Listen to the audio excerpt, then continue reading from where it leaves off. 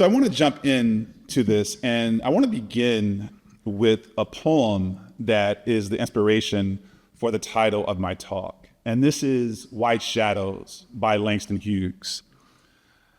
I'm looking for a house in the world where white shadows will not fall. There is no such house, dark brother, no such house at all. Hughes composed this poem in 1931 and published it in the small North Carolina literary journal, Contempo. This was after his visit to Haiti, where he spent 3 months between Port-au-Prince and Cap-Haitien. And it captures a sense of the difficulty that he saw confronting Black liberation and Black freedom projects that if they did not shed the value system and political impulses of those who erected the colonial racial orders that structured Black life. This staged exchange between two Black men, presumably in Harlem, carries echoes of the hope and faith that many had in Marcus Garvey and the Universal Negro Improvement Association in the 1920s of a return to and redemption of Africa. Similar to the Garveyite vision, the first stanza expresses a belief, common even today, that freedom rests in finding a place in the world where free of white domination.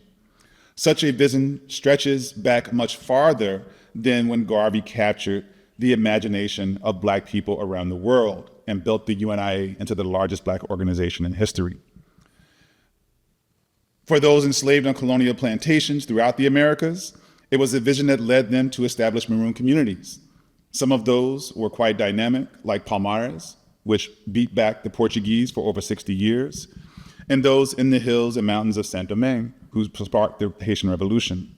It led Black people in the United States in the 1800s to seek to relocate to Liberia, though the descendants of those who returned would, by the 1930s, create a caste system of labor exploitation that in part relied on the enslavement of Native Liberians. In 1824, that vision of a house free of white shadows appeared to be real when Haitian President Jean-Pierre Boyer extended an invitation to African Americans to immigrate to Haiti, which led over 10,000 people to leave the US and settle all across the island. And this is when Haiti controlled both the eastern and western side of Haiti. The second stanza of the poem, however, dispels that vision. There is no such house, dark brother, marks a stark reality that a range of Black intellectuals began grappling with in this period, the global reach of white supremacy. And to draw an even finer point, how that system, white supremacy, can thrive even when white people are not present. The speaker in Hughes' poem does not so much focus on race as he captures a Black politics that sought to struggle over the imbricated bonds of racial oppression and class exploitation in the modern world. It bears noting, by the time of Hughes' trip, he was an internationally renowned poet and intellectual, a descendant of the Black abolitionist John Mercer Langston. He was born in Joplin, Missouri, and raised in Lawrence, Kansas, until in his teens, he moved with his mother to Cleveland, Ohio. His father, seeking to escape racial oppression in the US, had left the family and settled briefly in Cuba and then in Mexico. It was in high school in Cleveland that Hughes began to write poetry, and by his freshman year at Columbia University, he published his first poem, possibly his most famous, The Negro Speaks of Rivers. Thus began his ascent as one of the young lights in what was known as the New Negro Renaissance, or what we refer today as the Harlem Renaissance. And he would leave Columbia, he would travel working on a ship throughout Europe. He would spend some time in West Africa, a good deal of time in Paris. And ultimately, in 1926, he returned to finish college at Lincoln University in Pennsylvania. And this was with support from Amy Spingarn, who was the wife of Joel Spingarn, then president of the NAACP. And if you ever go to Howard University, their major research center is the Moreland Spingarn Research Center, in part named after Joel Spingarn. After graduating in 1929, by the time he had graduated, he had published 2 books of poems, The Weary Blues, and Fine Clothes to the Jew. He wrote short essays, a play, had written his first novel, and with patronage from the white socialite and philanthropist Charlotte Mason, who also supported the artwork of Zora Neale Hurston, Hughes revised his novel and in 1930 published Not Without Laughter. But a year later, that relationship soured, and essentially he recounts that she wanted him to portray primitive Black people, or what she believed to be primitive Black people. Quote, more African than Harlem, primitive in the simple, intuitive, and noble sense of the word. I loved the surface of Africa and the rhythms of Africa. I was not Africa. I was Chicago and Kansas City and Broadway and Harlem. And I was not what she wanted me to be. So they fell out, and he is trying to figure out what he will do next, how he will support himself, and how he will make a living writing the kind of work that he wants to write.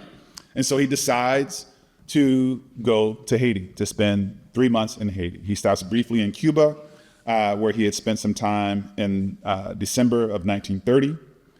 And immediately he is struck by the effects of the United States occupation that had been going on, or that would go on for over nearly 20 years. No such house at all. Equally striking to Hughes was the mulatto aristocracy in Haiti that, to his mind, had grown proud, snobbish, and European in culture and outlook. And I just do have this is Jacques Roumain on the left, Nicholas Guillen with Langston Hughes on the right. All three became very close. Jacques Roumain, as you may know, lived the briefest life. He would die from complications with malaria and alcoholism and long periods of imprisonment in 1944. He was 37 years old. But they were all very close, and we'll talk a little bit about Guillen and Hughes. And these are pictures of Hughes in Haiti. He talks about in his biography, As I Wander, about a dark young woman in Haiti who he spent a lot of time with. And I don't know if this is that person or not, but I believe that to be the case.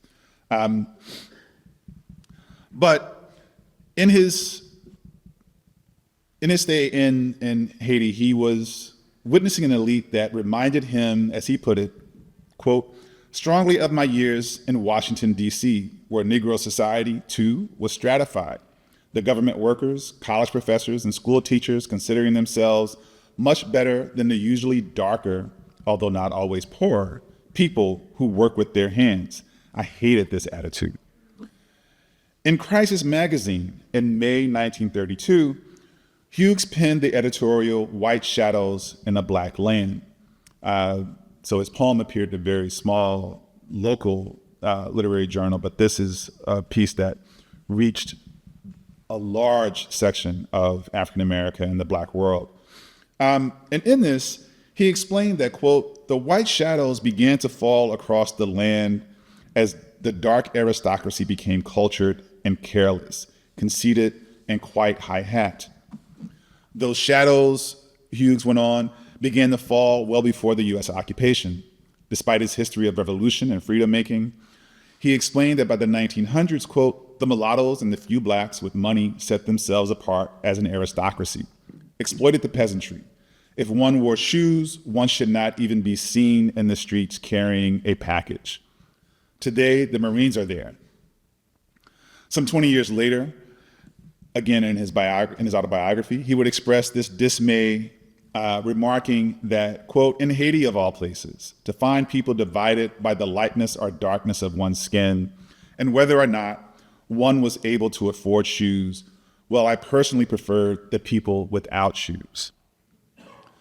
Now, I spent some time on Hughes's reflection on Haiti because they helped bring into relief some of the critical concerns that preoccupied Black intellectuals and artists in the 1920s and 1930s, and possibly even today. What is the role of art in Black liberation? How should Black artists represent Black people? Should the Black artist produce images and stories that show progress and refinement, especially when viewed and read by white audiences? What demands are on the Black artist to express a political vision for the race?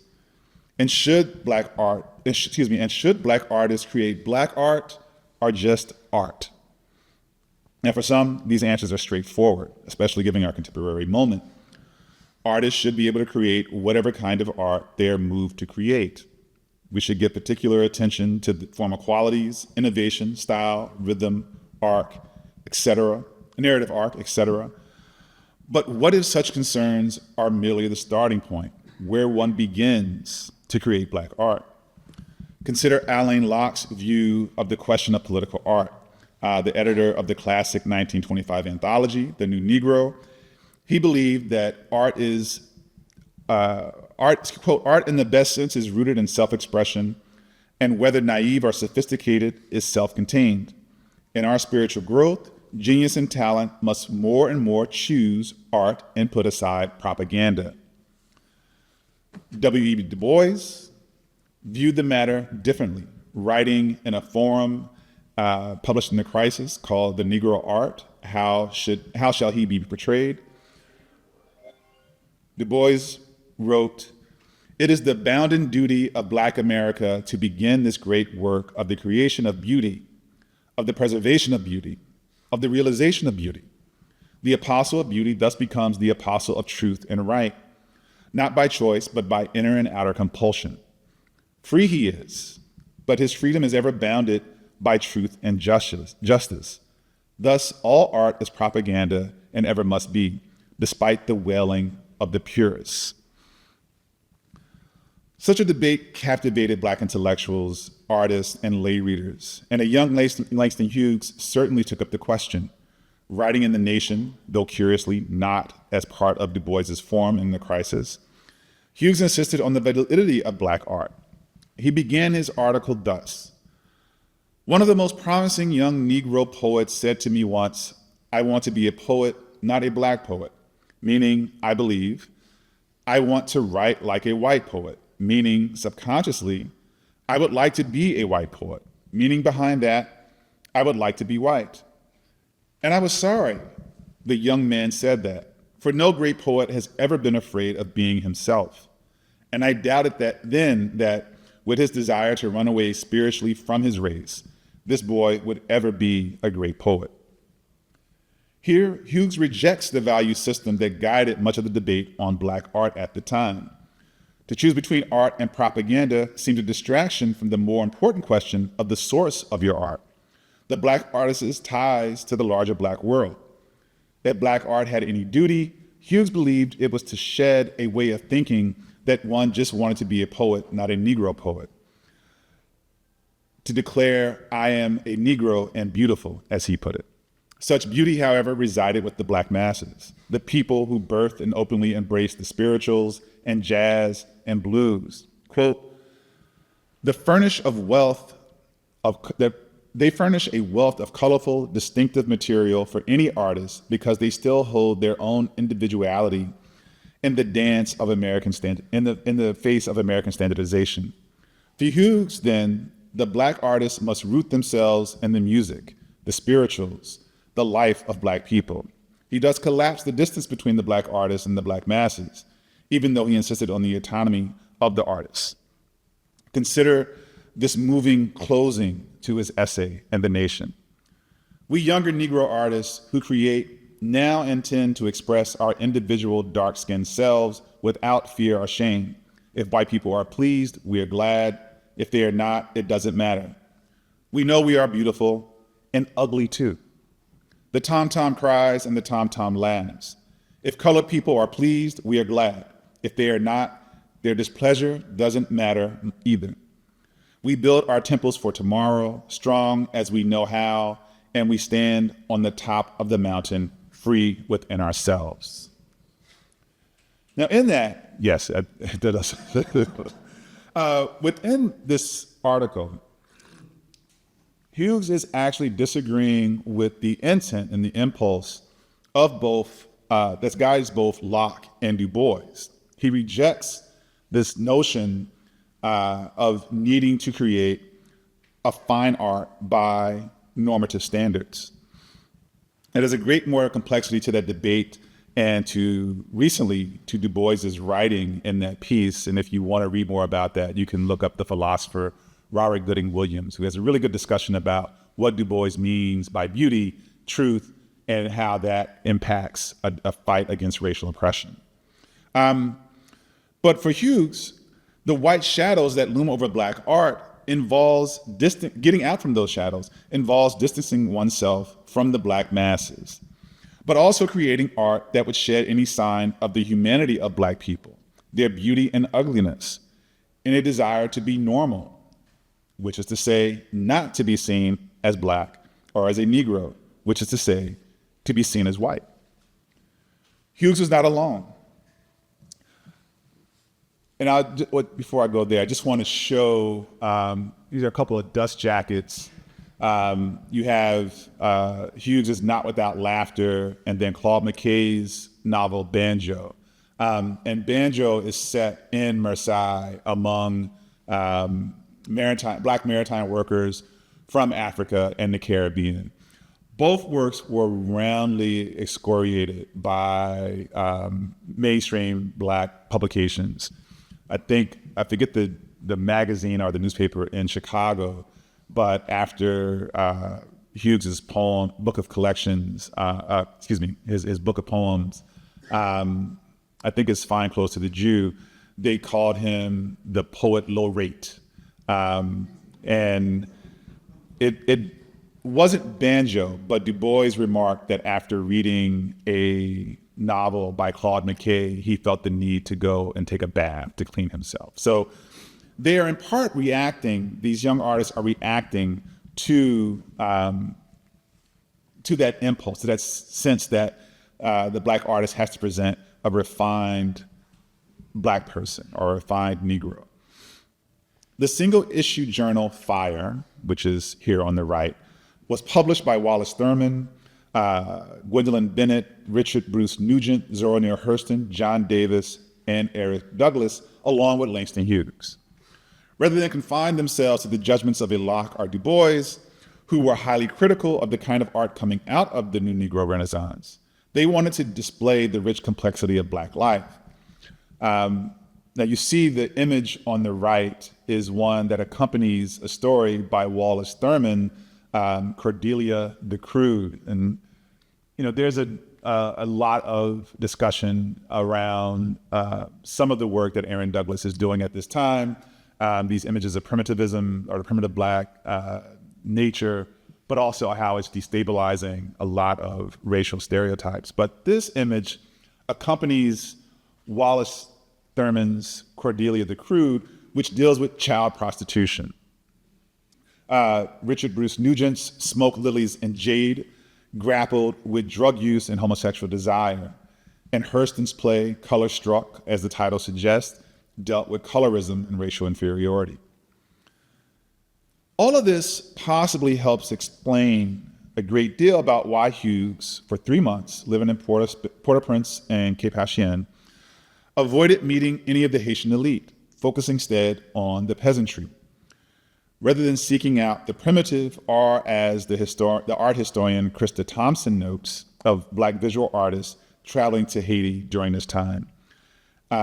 It was neither seeking out the primitive nor trying to find Africa in Haiti, either the revolutionary hero or the picturesque landscape or the noble native. Hughes was expressing a racial class politics. In a telling passage from his autobiography, he notes of the Black Haitian masses, most of Haiti's people without shoes could not read or write and had no power. They lived in thatched huts and rickety houses, rose with the sun, went to sleep in the dark. The mulatto upper classes educated their sons and daughters abroad. Because Black hands touched the earth, gathered in the fruits, and loaded the ships, the elite became richer and more cultured, taught their children to read and write, to travel, to be superior, to wear coats and shoes.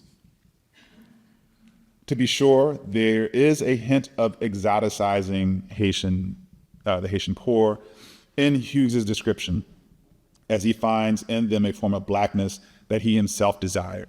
And there is this, when he goes to Cuba and befriends Nicolas Guillen in 1930, he wants to go see son and rumba performed at the Academia de Baile in Cuba, and one in particular called Etna. And these were dance houses, but they were also houses of prostitution. And if you read his biography, you get him talking about how women are available to him. He can take whoever he wants. So it's a really interesting dynamic that's going on. But Guillen, writing about, he interviews Hughes, and then he writes about his experience with Hughes. He notes that at one point when they're looking at a young dark-skinned man playing the bongo, Hughes begins to look really sullen and despondent, and says, very plaintively, "Yo quisiera ser negro, bien negro, negro de verdad. I want to be black, very black, truly black." Now, what Hughes meant by this remains a mystery. It could have been about desire or merely complexion. And I think part of it certainly has to do with Hughes' desire to remove himself from a lighter African-American and a lighter African diasporic elite. But he's also finding in the dancers and drummers, the rhythms, the movement, something African in a way that he is still not. It is this impulse that made him reluctant to meet prominent Haitians, except for the poet and political activist Jacques Roumain. Born to an elite family in Port-au-Prince, I'm working on Trinidad a lot, so when I see Porta, I just automatically go to Spain. Born into an elite family in Port-au-Prince, Roumain was educated at elite schools in Haiti, and at 16 went to a boarding school in Switzerland, ultimately studying at the École Polytechnique in Zurich. He read widely in Western intellectual traditions, gravitating to a range of radical European thinkers, including Karl Marx and Lenin. He was inspired by the Bolshevik Revolution and the possibility of recreating that in Haiti. He read voraciously Harlem Renaissance writers and literary artists from throughout the Caribbean, was fluent in German and Spanish, and spoke some English. When he returned to Haiti in 1927, however, he threw himself into nationalist, anti-imperialist activities, opposing the US occupation. He launched the short-lived journal La Revue Indigène, which drew many nationalist writers to his pages, though they would soon grow tired of the emphasis on cultural critiques of the elite rather than the US forces dominating the island. Later that same year, Roumain would join Georges Petit in forming the Haitian Patriotic Youth League. That's my translation. I don't know what it actually translates at, but I'm not going to butcher the French, so forgive me. But joined him in forming the Haitian Patriotic Youth League and launched its political organ, Les Petites Impartiales. The historian Mark Smith, in his fine work, Red and Black in Haiti, tells us that the League's open opposition to US occupation marked an attempt to organize young people from across the social spectrum in Haiti. Indeed, as Roumain implored his young readers, quote, "Let us be brothers united, the people and the elite. Without that, a death more cruel than physical death awaits us. Let us break the barriers. Youth, where are you? Consolidate yourselves. We have set in motion, and we hope that after the harsh days of struggle, we will sing the hymn of deliverance." Roumain's reputation grew as one of the more radical political voices in Haiti. His intention increasingly turning to class as a central challenge to Haitian freedom. Indeed, he would be incarcerated 3 times in 1928 alone, an experience of repression that he would endure over the next decade. Politically, Roumain's radicalism gained him international attention, but also the attention of US and Haitian officials. As he famously wrote to the Marxist French writer Tristan Remy in 1932, quote, "I am a communist, the son of prominent landowners. I renounced my bourgeois roots. I lived a great deal among the peasants. I know their life, mentality, religion, that surprising fusion of Catholicism and Vodou. Now, there is a bit of kind of vanguardism here, the intellectual, the elite having the ability to understand the masses and being the one most suited to lead them. But he makes great pains, much like Hughes, to reject the notion of a primitive Haitian native. Quote, I do not regard the peasant proletariat as a sentimental value. The Haitian peasant is our only producer, and he produces only to be exploited in the most gruesome manner by a majority, politicians known as the elite.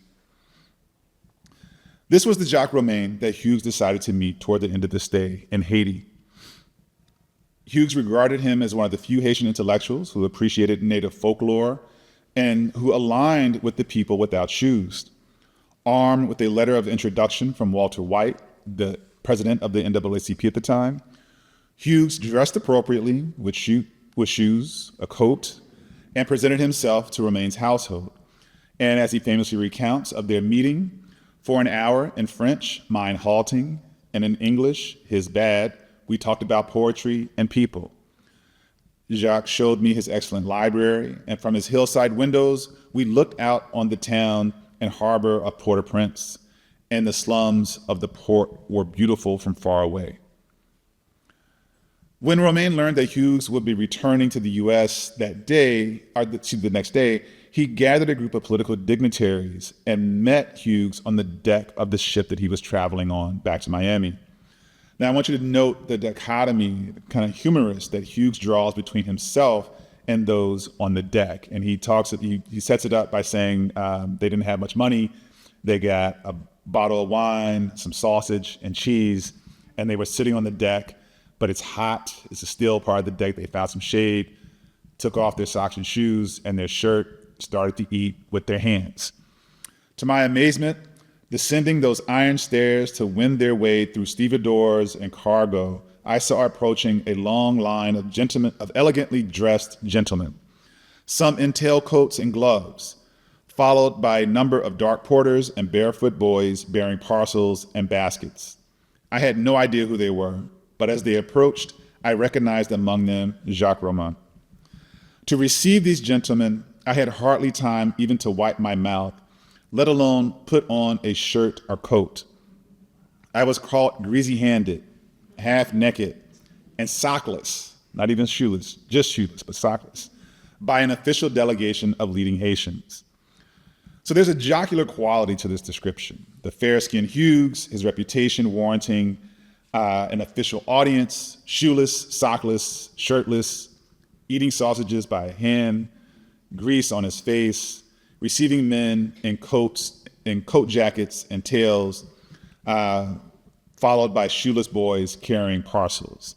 And if you, there's one line that C.L.R. James has in his book, which is semi-autobiographical, Beyond a Boundary, and he talks about his parents and his grandparents and how they would, in the heat of the summer in Trinidad, they would put on their starched dresses, their starched shirts, cotton, to go to church. And he called it, it was their armor to do so.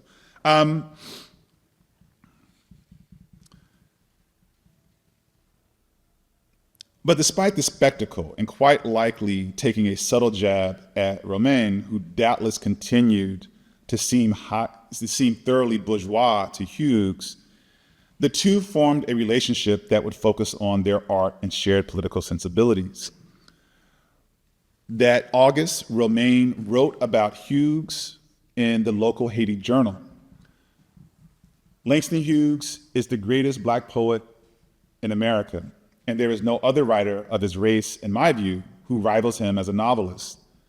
The Negro periodicals, Opportunity and Crisis, the Great White Reviews, Survey Graphic, Vanity Fair, and World Tomorrow published his poems. Alfred Knopf, the great editor in New York, published his volumes of poetry, The Weary Blues, Flying Clothes to the Jew, his novel, Not Without Laughter, assuring him of the success he deserved. Langston Hughes opened vast new horizons to his poetic expression.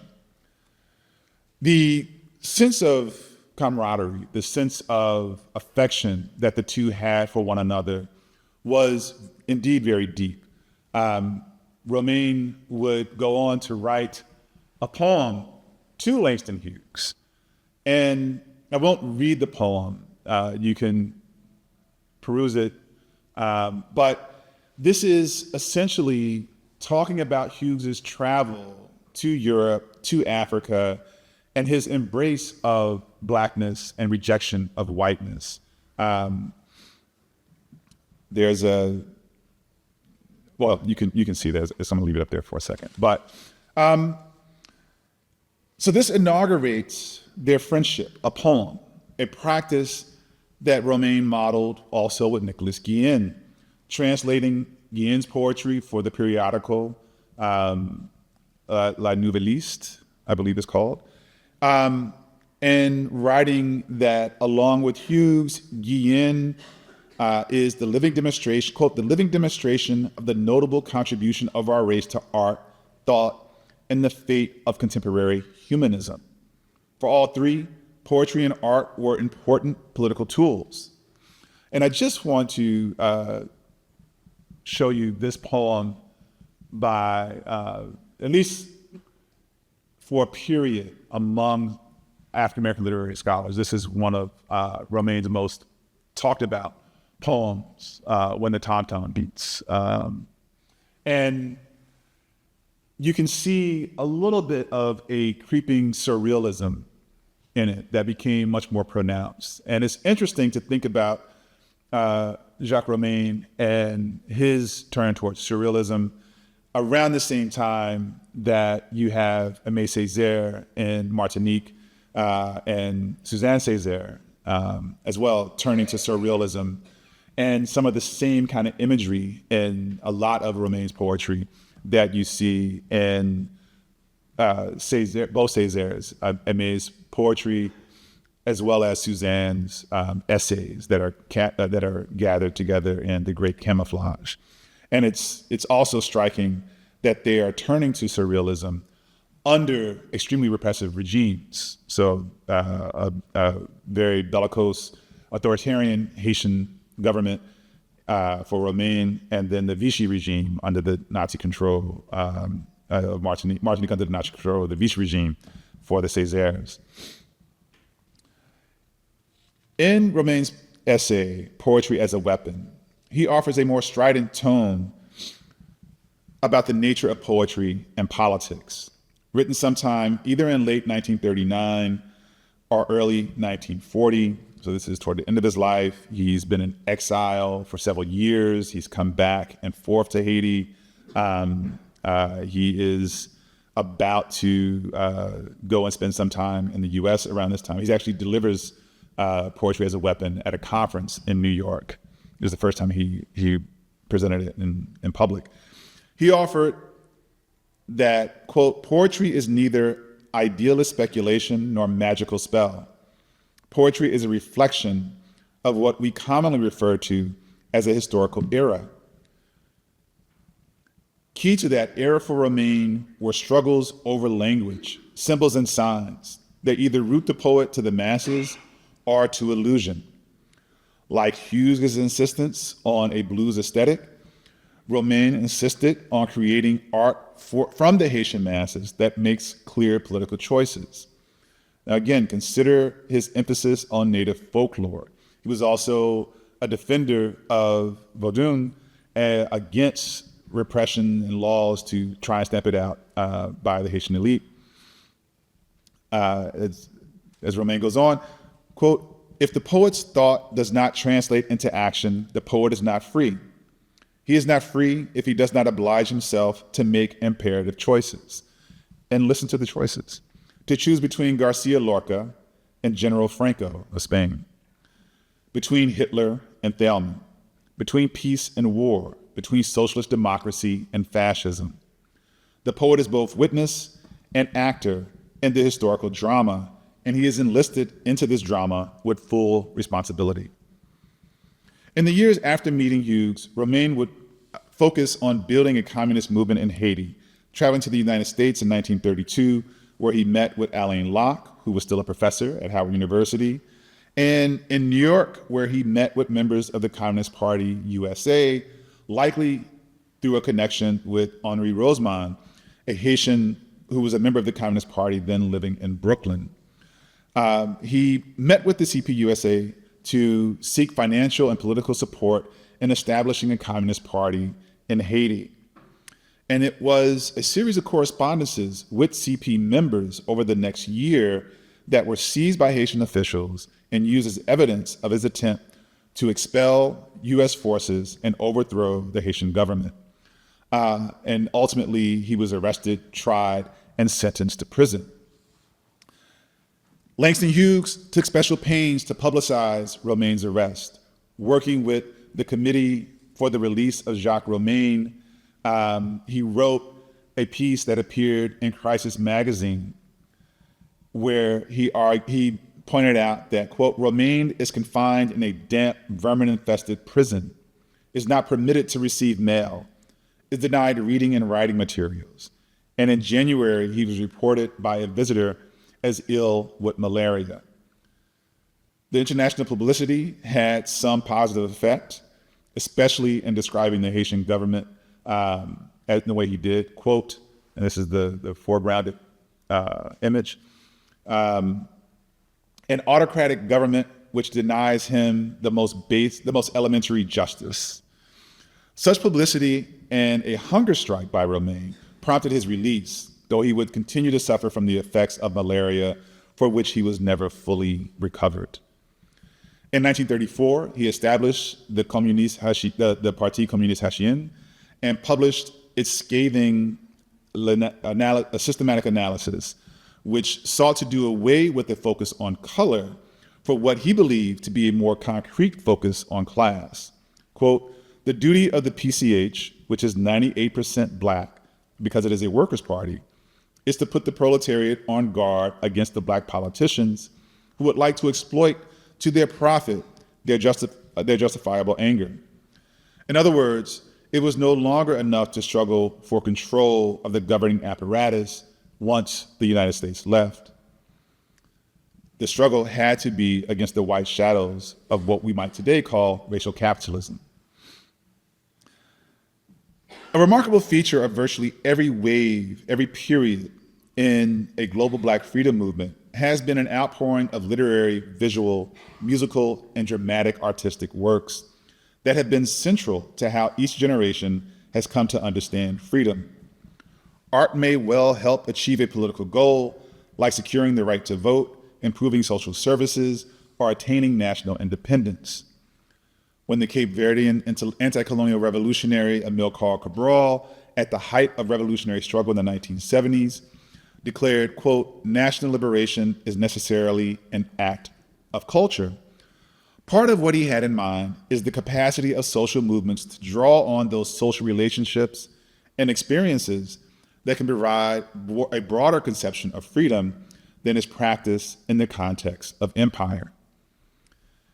It does seem important that so many of the artists and intellectuals from the Harlem Renaissance pursued a radical political project that sought to elaborate an aesthetic that, while often flawed and trading in some of the primitivism that many of its artists rejected, nevertheless offered piercing critiques of the world around him. And in Haiti, Hughes and Roumain, we find that there has been a long-standing attention to how a Black elite, a leadership class, and an intelligentsia, presumably acting on behalf of and in place of Black people, become a part of a larger system that must be struggled against. But it is in art that we might find a way out. We might take the Martinican radical and artist Suzanne Césaire seriously when she offered, in the context of the Vichy regime, writing in Martinique in the journal Tropiques, that in art we might find emancipatory visions of freedom, music and poetry providing humanity its only, quote, access road toward this other enticing world. Thank you.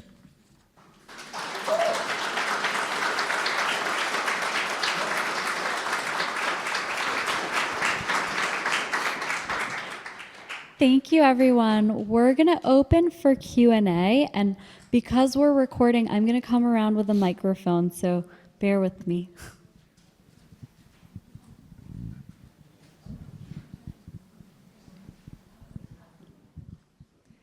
Hi. Hello. Thank you for your trouble and your travels. Have you been to the beach yet? No, I have not been to the beach. I did bring some shorts, so tomorrow I may make it over there. Great. Very important question. So what is really calling to me as like the most important takeaway from the poetry and the white shadows is the fact that Hughes was really able to radicalize himself when he left the bubble of the US. Roumain was a good guide and leader in kind of expanding the horizon of the critique of just assimilating into or internalizing the colonizer, and the whole primitive versus civilized binary. I'm Persian, and so being a hyphenated American has always given me, and Muslim, like the window into saying like, it's fine to be barefoot. Like the function of shoes is to protect the dirt from getting under on your feet. So my question is, how much did Hughes radicalize himself after the imprisonment of Roumain?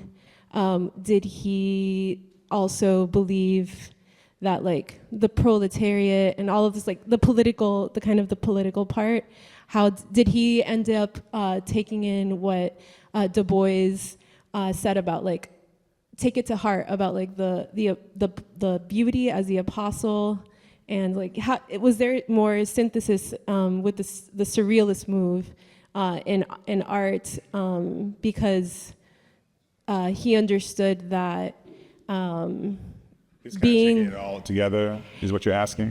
Did he put it all together? Yes. Yeah. So I wouldn't say that Hughes is radicalized when he leaves the U.S. I think he's moving toward that, but he's I think 21 when he first goes to Europe and Africa, but he's already experienced these social differences among Black people in his own family. So part of his family, I mean, John Mercer Langston was an abolitionist.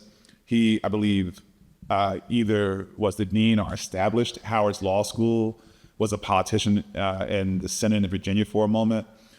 So there's one side of his family that still has a lot of prestige, a lot of money relative to him and his mother and his grandmother in Kansas. His grandmother died when he was young, but they were really poor. He talks about being hungry for long stretches, being sent to stay with people. So that's part of what is leading towards his radicalization. He's having these experiences, he's making sense of it. His father has left, he goes to Cuba briefly, then Mexico. When he's very small, they're gonna move to Mexico. There's an earthquake, and so his mother takes him back to the Midwest. But his father is trying to escape racism, and which is a common thing, but apparently what he does is kind of embrace a certain, not passing in the sense in the US, but kind of blending in as Mexican and then becoming very hostile toward anyone that doesn't kind of go along with him, go along with his ideas. And he's very well off. And so he doesn't support Langston, he doesn't help his mother. So these kinds of things are really informing him. But then it is when he goes to DC, and I think he's still in high school. He has to work no, he's not in high school, it's after college. After he's left Columbia, he is supposed to go to a ball or some kind of event that's recognizing in part him, but all these Black poets. And one of the socialite women they call the house and tell his mother, you know, on second thought, you probably shouldn't come. You probably can't afford a dress. So this is kind of what he's encountering at the same time that you have this explosion of Black radical politics in the US. People are coming to Harlem, to DC from all over. He's traveling. So by the time he meets Roumain, he's already met Guillen. He's already beginning to think about, you know, in concrete terms, how this looks. And I think that kind of just, it makes that connection that they have much easier, and it happens much more smoothly than maybe it might have happened otherwise, because he has had that kind of priming with a number of experiences. But Hughes doesn't become a surrealist, at least that I know. He doesn't go in that direction. So I just want to clarify that.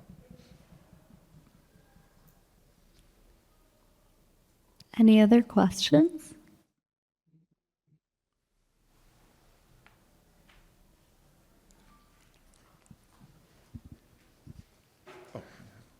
Oh. Thank you for such an interesting discussion here.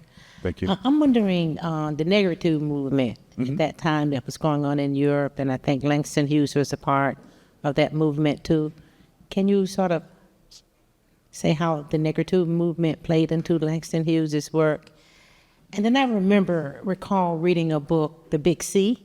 Yes, that's the first autobiography. Yes, that he threw all of his books in the sea after I read it 20 years ago. I haven't read it in a while either, so I don't remember that. Good. But he was quite disturbed about the social environment and all of his books he cast in the sea. Okay. But I was more interested in how the negritude movement may have influenced and played a role. Some of the same leaders of near domain, they played a role with Langston Hughes. I don't know to what extent Hughes was influenced or deeply engaged in, at least in this period.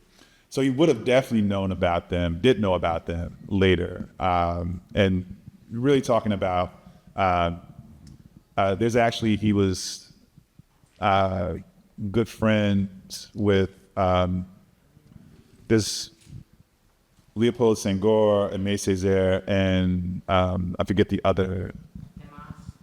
Demas, yeah. And so he's interacting with them. They're in kind of the same social circle, but he doesn't take up the same kind of concern with asserting a kind of blackness that links back to Africa in the same way. So they make a different kind of move. I think he may have been sympathetic to it, but I don't think he kind of makes the same move that they make. They do have, in the late 1930s, they do begin to influence Roumain considerably. Now I know a whole lot less about that influence, and I don't read French, so translations take me a long time. But there is a good deal of interaction and influence on Roumain. Let me just ask you one other. Given the climate now with diversity, equity, and inclusion, and the exclusion of race and blacks out of the literature, what's your reaction, and what do you think Langston Hughes would be saying now? I'll answer and think about what I think Hughes might be saying now. And I guess I have some bit of security being both in Maryland and at a private institution to say what I think. But I do think that this is really, one, this has been a long-standing battle, a long-standing push from the right that seeks not merely to beat back, say, Black studies very broadly conceived, but I think even beat back people of color being in universities. I think what happened in the summer of 2020 with the protests around the murder of George Floyd, the killing of Breonna Taylor, the way that defund the police and prison abolition entered very forcefully into the larger American discourse and even global discourse. So you had protests around the world. I think that became kind of the linchpin that, with the backdrop of Trump and kind of a normalizing of kind of Christian nationalist proto-fascism, virulent white supremacy, that it took off the gloves of civility in a way. So a lot of what's going on is trying to control what is being taught in universities, what people are hearing, what they are being exposed to. And one of the ways that I see this also is in arguments for the need for intellectual diversity, that universities are hotbeds of radicalism and Marxist thinkers, which they are not. But what they're arguing for is a particular kind of a particular ideology, and almost the protection of racist, homophobic, hostile, xenophobic speech, and its intellectual validity. Now, I don't know how one can say, okay, we're going to open up the university, we go up to the classroom, to someone who believes that there are inherent racial differences among white, Black, Asian people. But that's part of what they're talking about. Some of the people who are making that argument are talking about this argument, something like geographical races, or how these different biological differences happen over time that aren't about racial makeup, but are about developments of groups, all the way to, like, what's his name, RFK, in his Senate testimony, saying that Black people have a different biological makeup and so shouldn't be given the same kind of vaccines that whites are given. So I think, it's a defense of that in a way. But yeah, I don't know after that, how you defend it, but it does strike me, and everyone might be familiar with the YouTube personality, other things, Umar Johnson, like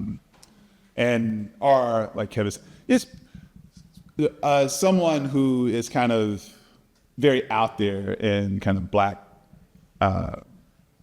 podcast sphere, manosphere, whatever. I could not, as a director of a Center of Black Studies, trying to hire scholars to come and teach, say, in the interest of intellectual diversity, we need someone like Dr. Umar Johnson. Or we need someone who is a Black anti-Semite. We need to represent the most extreme fringes of Black thought. That wouldn't go, that would get nowhere, right? But we're supposed to hire people who represent the most extreme fringes of white racism, fascists. That's what is going on. So I think this is, what's happened is a 50, 60-year battle where the right has very strategically positioned themselves, local governments. They've gerrymandered their way into power in states where they're in the minority, and they're able to block Obama from getting a nominee onto the Supreme Court, got the Supreme Court they want to begin to beat back everything. They got someone in a southern state as a governor who's destroying boards of trustees and destroying institutions and what's taught in certain southern states. So, this is like a very long project that they're engaged in. And I think what Hughes might say is we have to not emulate or replicate what people did in the 1920s and 30s and 40s, but we have to draw on that and then really think critically and innovatively about how we respond.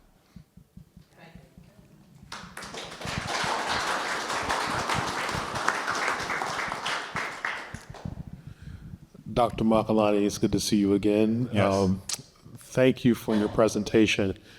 We've been celebrating the Harlem Renaissance in South Florida with the goal of helping people better understand the Caribbean imprint on the Harlem Renaissance and the Negro Renaissance. So I'm just hoping you could say, from your vantage point, what that expanse and significance of that imprint is. So I think let me do this by way of personal anecdote, in that when I was an undergrad and I was beginning to write about this organization, the African Blood Brotherhood, these were primarily immigrants from the Caribbean and New York. Coming from the Midwest, there was virtually no sizable Caribbean community. There was this one kid from Miami who was Haitian. But we just called him Miami. That was like his name. We had no sense of what being Haitian was. There were all these, it was a small Dominican community in Kansas City at the time. I played baseball. We knew about Cubans, black Cubans. We didn't know what Dominicans were, so we just assumed they were Cuban. So that was how parochial it was in one sense. And so when I began to think about and write about this organization, I was just talking about them as if they were African American. And my professors were like, well, you can't just do that. And I'm like, well, they're black. And they're like, and where are they from? What are their experience? And so that got me, that was one of those things that helped me realize, okay, you have to think about this period in much more dynamic ways. And I think often what happens in kind of mainstream treatments of the Harlem Renaissance and the literature of the Harlem Renaissance, because Sterling Brown has this really important suggestive quote. He was like, Harlem was the show window, the cashier's till of the Harlem Renaissance. It actually happened everywhere else. Very little of it happened in Harlem. So on the one hand, you have this influx of Caribbean migrants into Harlem from about 1915 on until the late 1920s. That radically transforms the nature of Harlem, social life, its cultural practices. But when you think about those artists that we turn to, so Aaron Douglas is from Kansas, Langston Hughes from Kansas and Missouri, Claude McKay first goes to Kansas to go to what is now Kansas State University and then comes to New York. George Patmore as Malcolm Nurse, not a literary figure, but a political figure. You have a range of people who are coming in. So when people are writing stories about Harlem, or they're writing stories about DC, little less so Chicago, but they're writing about communities that have Caribbean people in them that are shaping those communities. And that's really dynamic in New York. It's both, it makes it a much richer, much more dynamic community. It's also much more tense. So you have the rise of Garvey and his prominence, and you know about the parades that would happen. And there's a documentary, Catch Me in the Whirlwind, and you see people talking about how moving it was for their fathers or uncles to put on the regalia of the UNIA and to be in the march. Those responses are primarily from the descendants of Caribbean or Caribbean men who had been a part of the UNIA, right? At the same time, you're having all these back and forths. And so part of what happens is that you have this, one drop rule. We're all black in the US, and we kind of tolerate these color differences and how they play out class-wise. And then Garvey comes in, and Claude McKay as well, just like, these ain't black folks. Why are they? And it ends up being a debate. I think that in terms of thinking about the influences, that definitely helps give someone like Langston Hughes a lens to look at the world through and how to make sense of those conflicts that he's having and what he's seeing and how he's making sense of his own life, but then someplace like Haiti or Cuba. I don't know that it happens like that if you don't have Caribbean peoples and Caribbean intellectuals coming into the US having those kind of conversations. And the same exact thing happens in London and in Paris. I forget the name of the organization in Paris, but the African members were like, we have to have an equal representation of Africans and Caribbeans. And then the Caribbean members, much like African Americans to Caribbeans, are like, you're not cultured enough to lead an organization. And so these conflicts. And then in London, there's one instance where C.L.R. James is at a meeting and the Africans are like, you're just black white men. You don't know yourselves, so you're not taking your leadership. And it prompts someone like C.L.R. James, very elitist, very degraded, very, very negative views of Africans. It prompts him to really change his thinking. So all of those interactions really constitute that global discourse and the art that comes out that we think of as the Harlem Renaissance. I'm glad you brought up Garvey, because I'm from Jamaica. Okay, all right. So, as you know, he was kind of like the root because I know that the parents of Malcolm X, parents of Elijah Muhammad, Paul Robeson were all Garveyites. But Paul Robeson kind of brought the whole thing about Jacques Roumain. He was, I guess, considered a communist, I guess, because of his ties.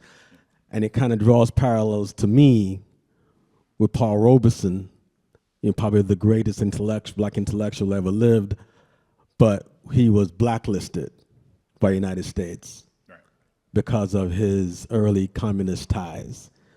So I've never heard of Jacques Roumain. So it seems to me it's almost like the same thing that happened to him. He was probably blacklisted too because of his communist ties also. Is that the case? Yeah, not blacklisted in the way that, say, Robeson or Du Bois experienced it, but he definitely experienced and endured extreme repression. So he was, again, arrested like 3 times at the age of 21 in 1928. He's only 21 years old, and the government considers him that much of a threat. What he's doing, they consider it that much of a threat. When they discover the correspondences with communists from the U.S., that's when he is in prison for about 3 months. And then after he founds the Haitian Communist Party, not right after, but I think maybe shortly after, he's actually in prison for a few years. And that's the time where his health begins to take a serious decline. It also prompts his alcoholism, that kind of creeps up and contributes to his untimely death. So not in the same kind of way, but a species of that same response to radicals, particularly those who embrace communism as a political orientation or join communist parties. Like Robeson was never a member of the Communist Party, but was a fellow traveler, you could say, and couldn't earn a living toward the end of his life. Du Bois ends up joining the Communist Party, renouncing his American citizenship, and then going to Ghana, kind of in that order. Like, I think he renounces it on the way to the plane to leave for Ghana. But it is a real strong tendency to come down especially hard on those Black intellectuals and artists who gravitate toward communism or radical ideas, meaning leftist, socialist ideas. Not singularly, but definitely that is part of what happens. And there's a recent book by a scholar, Sharice Burton-Stelly, called Red Scare, Black Scare, which really unpacks how a lot of what happens in the U.S. political climate over the 20th century, when attacking radicals, they're also attacking them because they're Black. So it's this way that both being Black and being a communist or a socialist is seen as a threat to the body politic. And it does have extremely negative consequences for the people who are victims of it. Yeah, because it works very well in South Florida politics is calling somebody a socialist if they like policies that help the poor, etc. Wow. Thank you, everyone, for joining us. Our galleries are open until 9 p.m., so please feel free to go see our exhibitions, and we will continue our reception outside.